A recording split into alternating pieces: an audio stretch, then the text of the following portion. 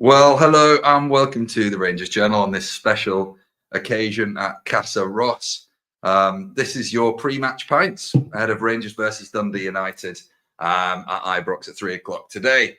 Delighted to be joined by two pals of mine who are sat uncomfortably close.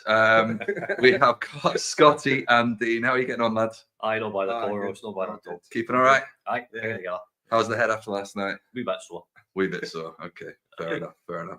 Thanks to everyone watching us at home, wherever you are. I hope you're enjoying a bevy as well. And you can share some thoughts in the comments. And if you haven't before, please do like and subscribe to the Rangers Journal. So, lads, Rangers v Dundee United today, obviously just after the international break there. What do you think realistically we can get out of today? Is it just a refresh and reset, or do you want to see something completely different from Clement? Oh, we need to see something completely different altogether. This is going to change this season. But I don't think we're going to see it, if I'm being brutally honest about it. I think we're going to see an turgid performance followed by 3 points, and we're just going to kick the can down the road a wee bit further. Dave, what do you reckon? Going back to the conversation we had in the restaurant pub, Ross, I said to you, most managers that have had an international break when things aren't going right would change something for it to perhaps go right, and but just we know that's not going to happen. So as infuriating that is, we've just got to be prepared for, as Scott just said, turgid, depressing watch. Yeah. It's got all the makings of a 1-0 or a scrappy game, doesn't it? But a win, if we get a win under the belt, then it kicks us on a little bit. We know we've got quite a dense period of games coming up. So, okay, let's have a think about starting lineups then. For those watching at home, it'd be good to get your thoughts on who you want to start today and who you think could make the difference. Scotty, I'll start with you. Talk us through your team for today. Butland in goal.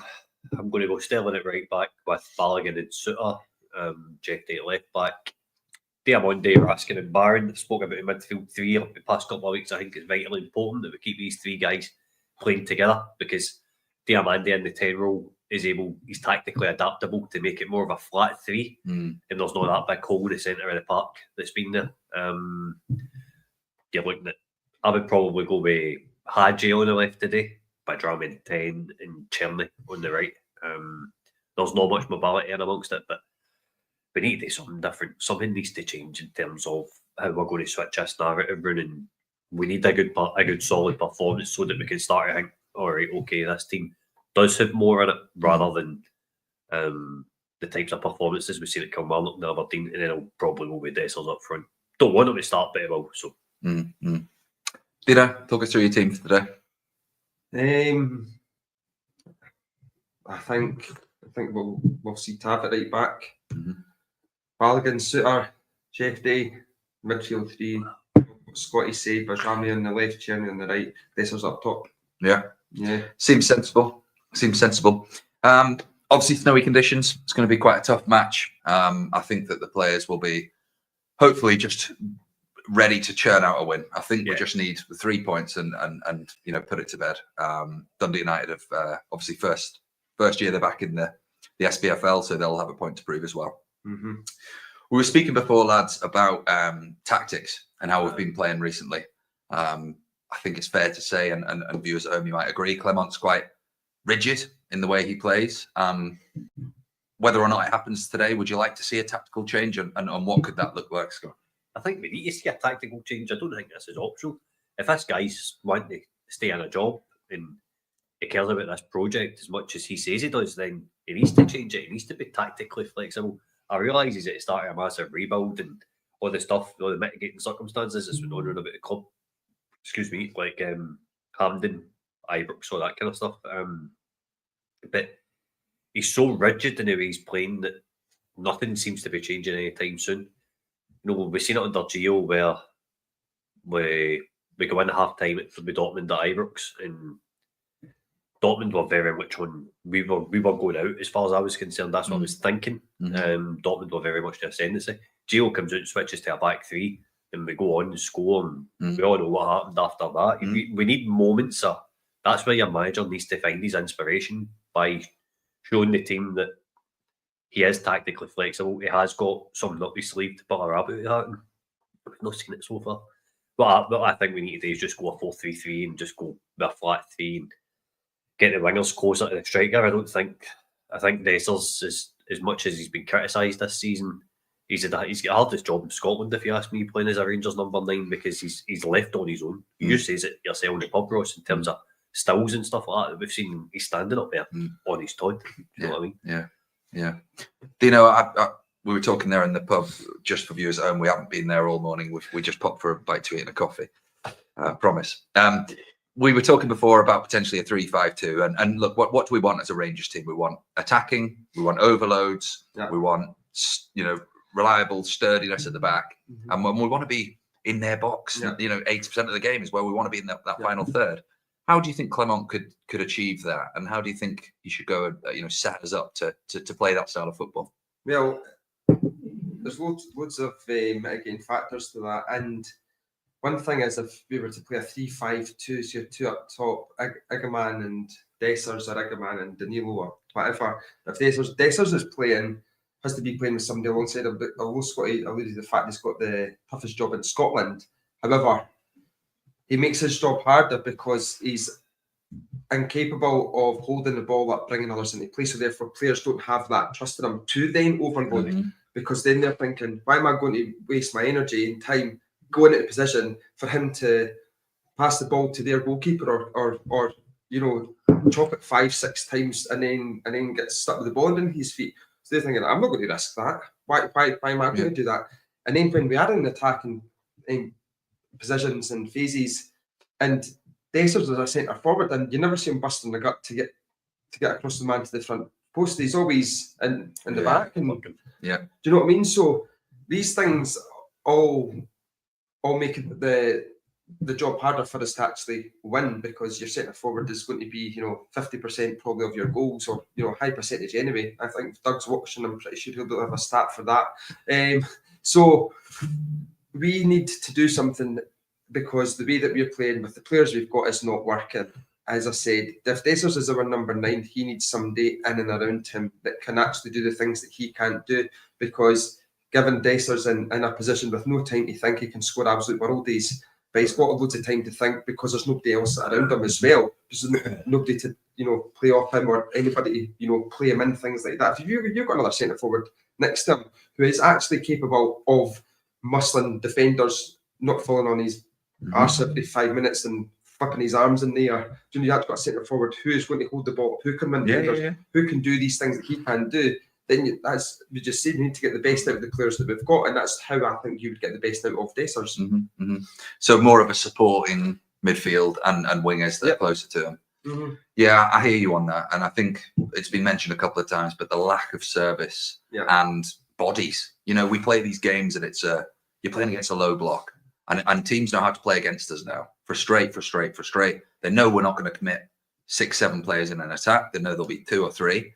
And they can pick us off. Yeah, it's very, very easy to read the way we're going to set up. I just said a wee point in that, Ross. I think what I'd said to you in the pub, like, don't want to, but should be using Celtic as a barometer. In the way that Celtic play, they do overload. They have that high intensity because they know that something will come of it.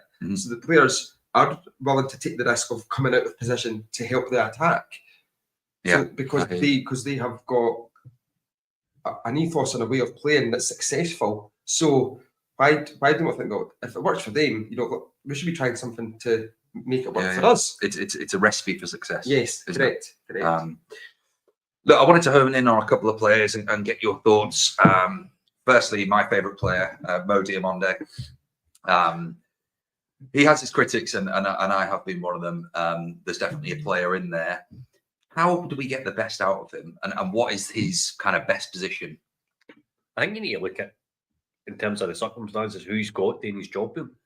One of the points I was going to make to you down the pub was, I want to say to you, if he's a Steven Gerrard type midfielder, if you've got Mo Diamonde with Glenn Kamara and Ryan Jack next to them, you've got a better player because you've got a better structure next to you, and you've got a better Rangers team. I think he stands out a wee bit more.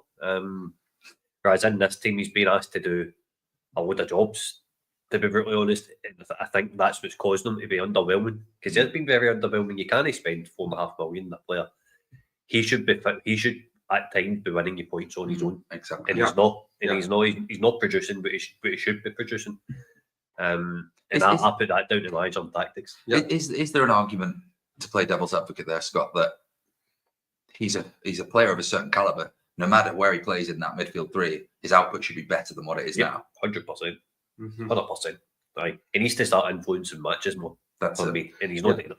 Yeah, and on that, given the fact he's been here nearly a year as well, I don't see any improvement to this time in February, which should not be the case, right? And I've watched actually in games and kept an eye on him specifically, and he's got the ball and he's looking ahead of him, and there's nothing in front of him, no movement, and he gets frustrated and things like that. So he's clearly a player who wants to be creative, but lacks the ability to create, in my opinion, as well. So, and you're right, if you've got Glenn Kamara to your left and Ryan Jack to your right, you've then got license. You totally have, and that's what I was saying to you about the three. Diamondi would always be my number 8, and he would be the one that would go in and join the attack and be the sort of main attacking outlet in the midfield for me, because he does have that ability. He can score from outside the box, so we need to be getting him in and around the positions where he's able to actually get the ball and have a dig, because he did that for us last season, so he has got that in him. And his ability to get the ball in tight spaces as well, things like that, he does. That's one of the factors I think that we signed him for, is because of his ability to keep the ball, things like that. So I don't think he's getting an opportunity to actually utilise all his, all his attributes that would turn out to be, I reckon, successful for us. But again, Scotty said that's the tactics and the information and manager. So if things were to change, you would think that he would be pivotal in the change. £4.5 million. He's got to be the main man, in my opinion. Yeah, and that's just not the case. Yep. And I think as well, you want someone in that position to be a leader, and I don't know if he is particularly vocal, or whether that's a personality thing. Not every player has to be shouting and screaming to be impactful. No.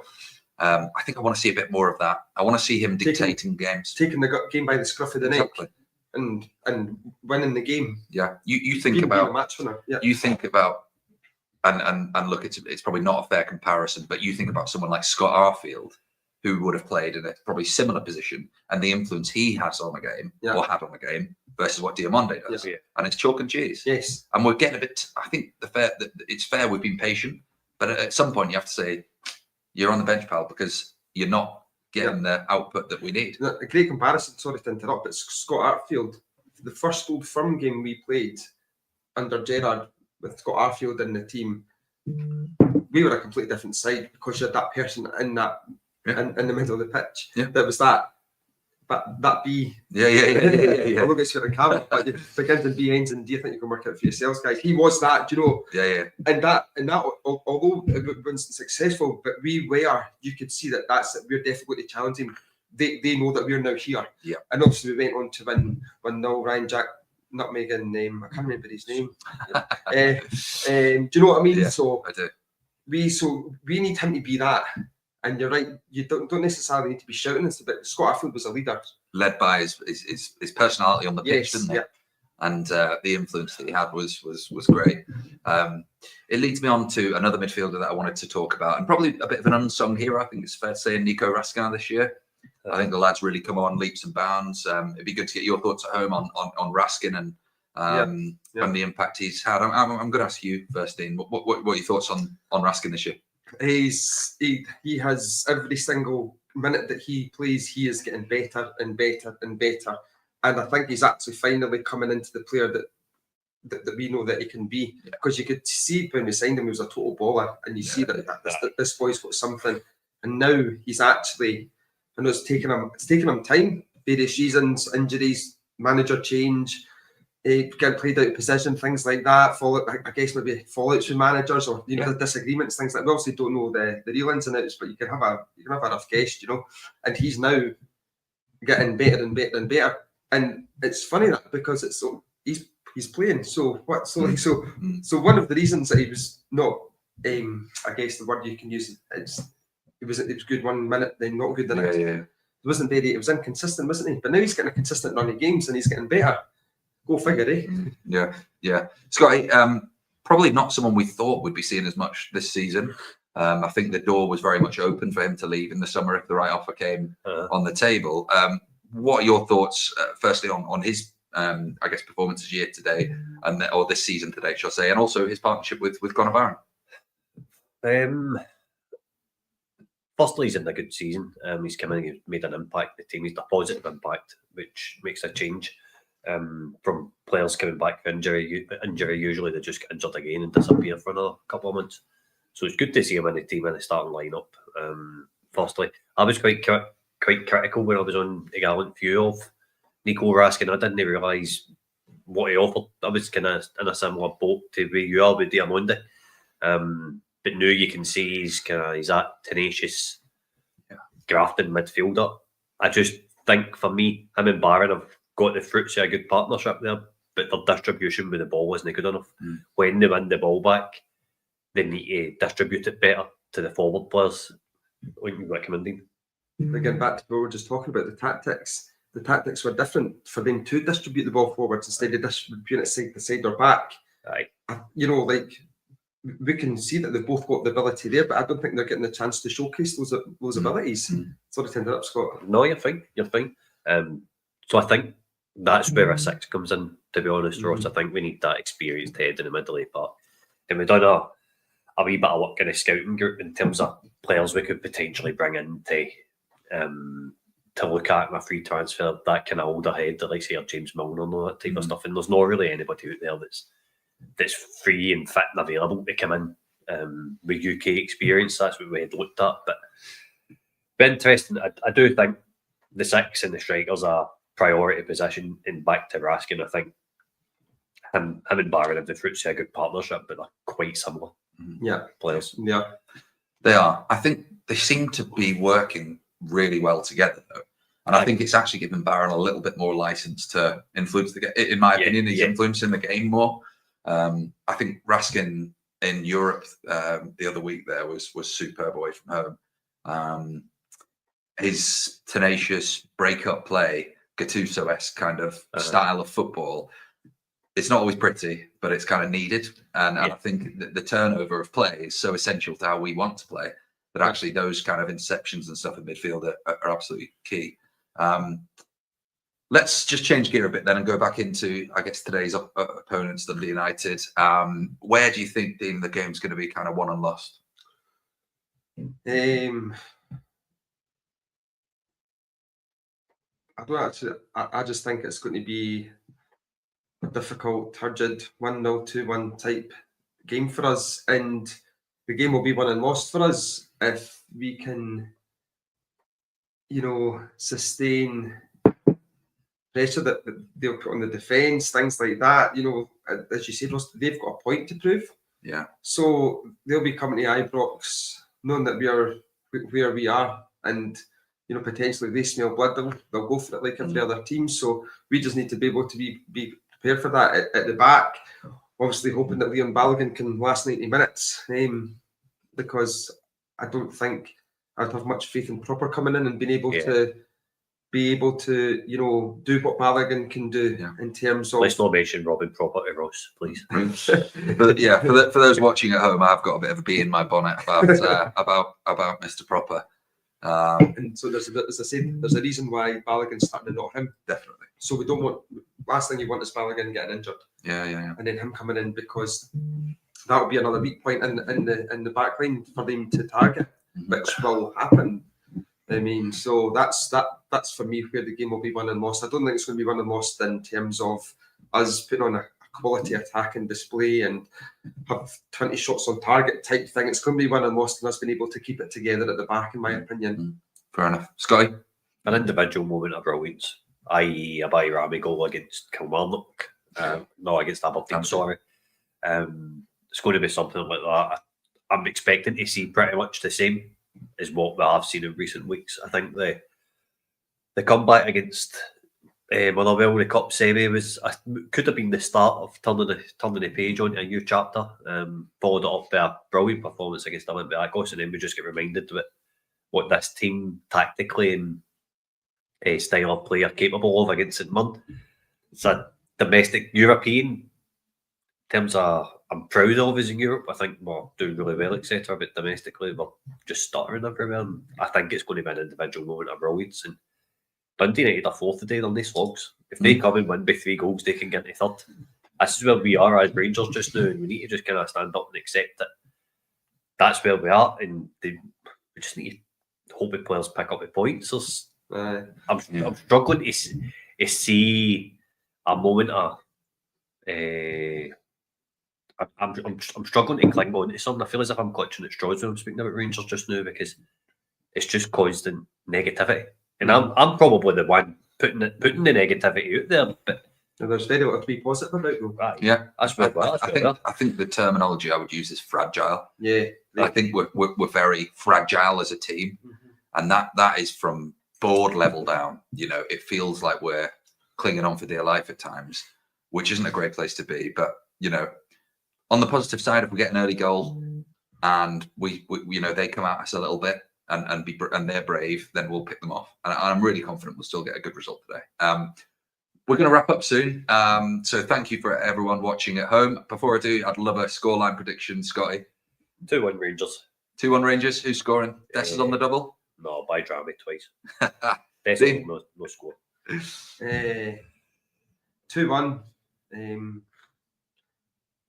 Goal scorers today, Diomande and Balogun from a corner. Oh, come on. Come on. You've had too many of those beers, I tell you what. Right, thank you everyone for watching the Rangers Journal. What's your prediction? I'm going to say it's going to be 3-0 to Rangers. I think it's going to be a good performance. A couple of early goals, and then he might make some changes in the second half. I'm going to go with Dessa's first. I think we're going to get a penalty, so I think Tav's going to score. And then I think it'll be maybe Iggerman. If he brings him on later on, he'll put name a beer for you, Ross. Right. Thank you everyone for watching the Rangers Journal. And remember, every night is the Rangers Journal night.